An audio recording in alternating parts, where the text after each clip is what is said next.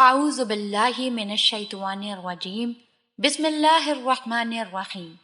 السلام علیکم ورحمۃ اللہ وبرکاتہ۔ آپ کا اپنا چینل وظائف سینٹر اور ہم کہتے ہیں آپ کو خوش آمدید۔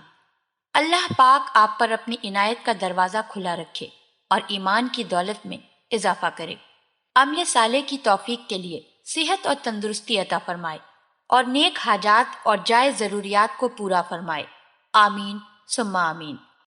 ناظرین، میری ایک بہن کا آج میسج آیا کہ رات کو نیند نہیں آتی، دماغ میں برے خیالات آتے ہیں، دماغ میں ایسی باتیں آتی ہیں جیسے میں قاتل ہوں، جیسے میں نے بہت بڑا جرم کر دیا ہے۔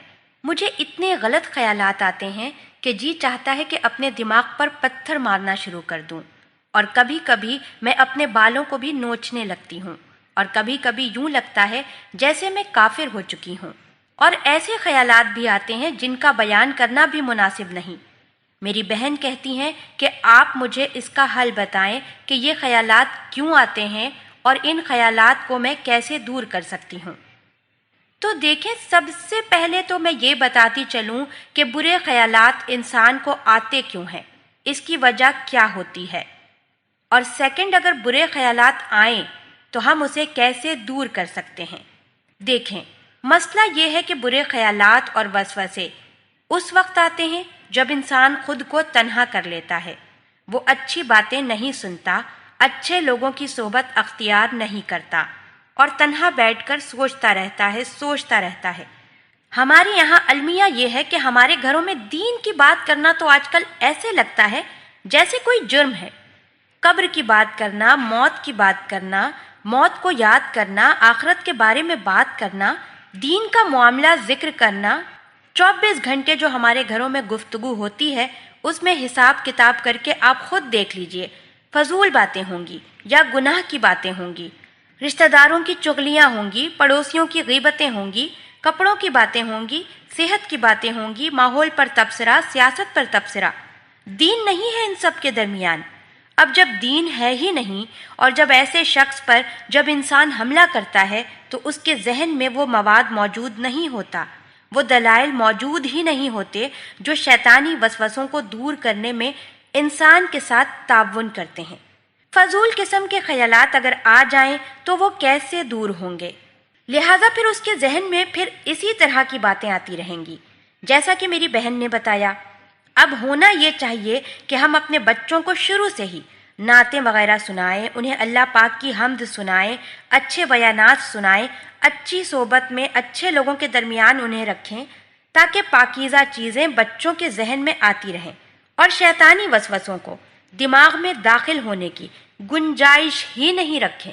اور اگر ایسی ساری باتیں، ساری چیزیں کرتے بھی ہیں اور اس کے باوجود پھر بھی انہیں شیطانی وسوسے آتے ہیں تو بھی گھبرانے کی کوئی ضرورت نہیں ہے، کیونکہ شیطانی وسوسے ہمیشہ ایمان والوں کو آتے ہیں، اور یہ صحابہ اکرام کو بھی آئے ہیں۔ بہت سے لوگ ڈر کے یہ سمجھنے لگتے ہیں کہ شاید میرا ایمان خطرے میں پڑ گیا ہے، تو ایسا نہیں ہے۔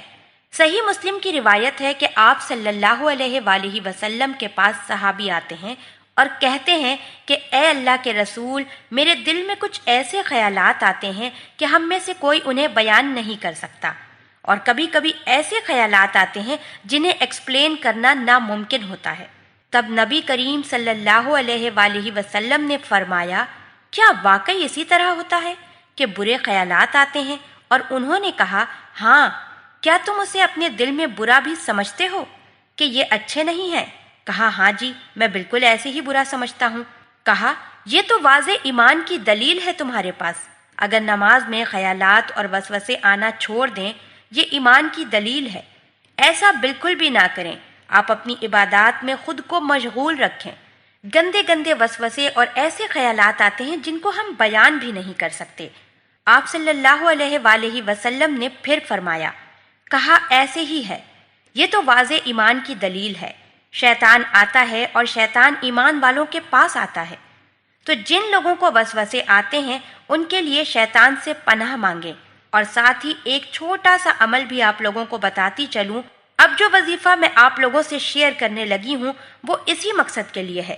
اگر آپ لوگ چاہتے ہیں کہ میں گناہ سے بچا بھی رہوں، برے خیالات سے بھی بچا رہوں، ہر طرح کی شر اور فتنے والی بات سے بھی بچا رہوں، تو اس کے لیے ایک بہت مجرب وظیفہ ہے جو کہ بہت آسان ہے۔ نہ آپ کو گننے کی ضرورت ہے اور نہ ہی کسی اعداد و شمار کی ضرورت ہے۔ آپ اٹھتے بیٹھتے، چلتے پھرتے، کھاتے پیتے، گویا کہ ہر وقت اللہ کے 3 صفاتی نام ہیں، یا مالکو، یا قدوسو، یا سلامو۔ یہ آپ چلتے پھرتے، اٹھتے بیٹھتے، کام کرتے ہوئے یعنی ہر حالت میں آپ انہیں پڑھ سکتے ہیں۔ ان کے لیے باوضو رہنے کی بھی شرط نہیں ہے۔ آپ اسے اپنا معمول بنا لیں۔ اس کا اتنا بڑا فائدہ ہوگا کہ زبان پاک رہے گی، گندے خیالات اور شیطانی وسوسوں سے آپ کی حفاظت رہے گی، ذہن آپ کا صاف ستھرا اور پاکیزہ رہے گا۔ جب ذہن پاک اور صاف رہے گا تو آپ کو عبادت میں لطف آئے گا۔ عبادت میں لطف آنا بہت بڑی اللہ کی رضا کی علامت ہے۔ نمازوں میں دل کا لگ جانا، نیک کاموں میں دل لگنا اس وظیفے کی برکات ہیں، خاص برکات، کیونکہ اللہ کے یہ اتنے بابرکت نام ہیں۔ جب ہر وقت زبان پر یہ جاری رہیں گے تو آپ کی زبان ان مبارک ناموں کی وجہ کر تر رہے گی، جس کا اثر آپ کے دل و دماغ پر پڑے گا۔ دل بھی روشن اور منور ہوگا اور دماغ بھی آپ کا اتنا پاکیزہ ہوگا، ہر برائی، ہر برا خیال، ہر شیطانی وسوسہ اس وظیفے کی برکت سے دل و دماغ سے نکل جائے گا۔ تو ناظرین، یہ بہت ہی بابرکت وظیفہ ہے۔ خوش رہیں اور دوسروں کو خوش رکھیں۔ امید ہے کہ آج کی ویڈیو آپ کو پسند آئی ہوگی۔ کوئی کمی رہتی ہو تو ضرور آگاہ کریں تاکہ ہم اپنی اصلاح کر سکیں۔ لائک، شیئر اور سبسکرائب ضرور کریں۔ اجازت دیجیے گا، اللہ حافظ۔